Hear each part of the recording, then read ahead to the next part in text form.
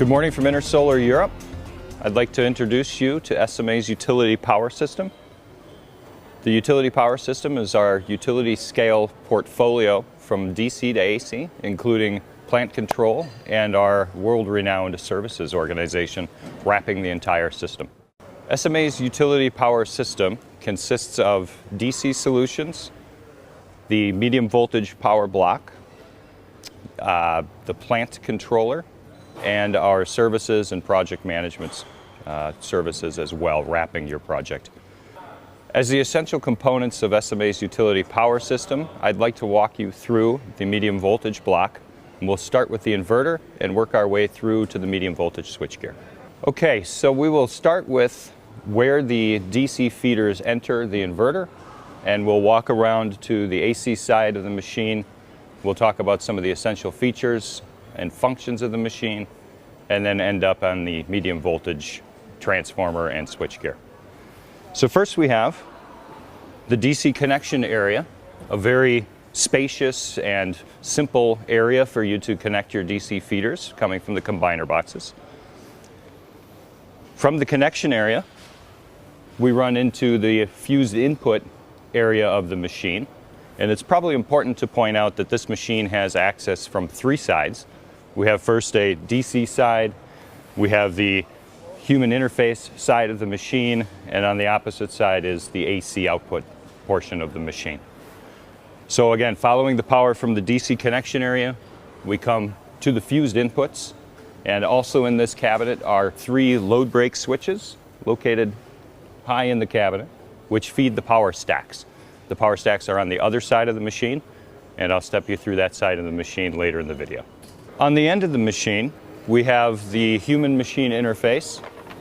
We have AC, DC, housekeeping, and control power disconnecting means. And we have a customer sandbox, if you will. This is an empty space in the machine where we provide you power and communications connections, where you can install literally any gear that you might need project specifically that in the past may have been located external to the inverter.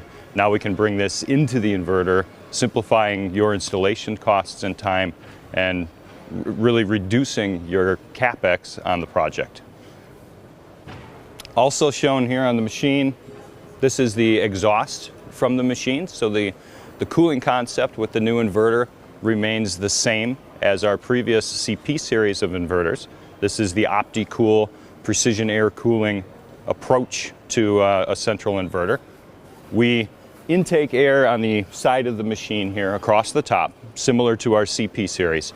Instead of exhausting out the back, because this is a three-side axis machine, we exhaust here on the side.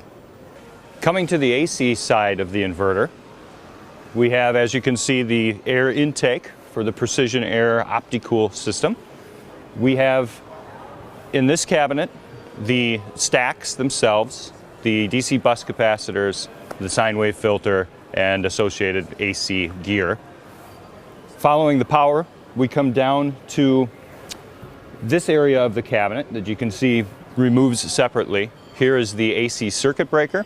This is a motorized breaker. You saw the disconnect for that on the end of the machine, fully compliant to NEC 2014 requirements for remote disconnection.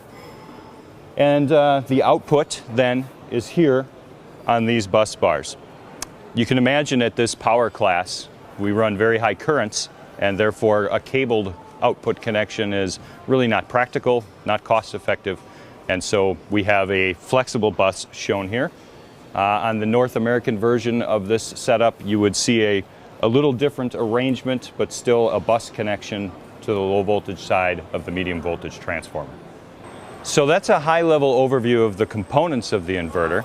Now let's touch on a few highlights of this new machine. The machine itself has a modular stack arrangement. We start these sequentially throughout the day, so we operate in the sweet spot of the efficiency of each stack. And then every day, we start up in a different order to maximize the lifetime of those components. Additionally, I'd like to touch on some of the integration available in this machine. Things that were normally outside of the inverter, maybe mounted on a structural rack and cabled from the inverter, we have now brought into the machine itself, reducing your install costs, accelerating your speed of construction, and so on. Some of those features include DC side disconnecting, compliant with NEC 2011 and 2014 requirements. We include housekeeping power. This is what we refer to for, say, 120 volt low voltage loads that you would typically have a separate control power auxiliary transformer mounted outside the machine and connected with overcurrent protective devices and so on, is now in the machine, reducing again your installation and integration costs. Moving from the inverter to the medium voltage part of the system, we have, of course, the step-up transformer. This is an IEC style transformer that you see behind me. However, we do also have North American versions.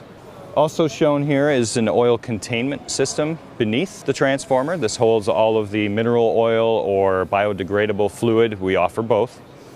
And behind me is the medium voltage switchgear. On this IEC machine, this is a separate enclosed switchgear.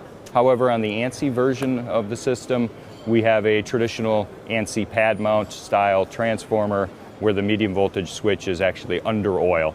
This provides better cooling and lower costs. SMA's Utility Power System. At the core of the system, the medium voltage block. The medium voltage block is available in 1000 volt DC and 1500 volt DC variants. It's available in power classes up to 2.5 megawatts, and it's available in both IEC and ANSI versions, so we can support your projects in any location on the globe. The most appropriate portfolio of products for your projects, no matter where they're located.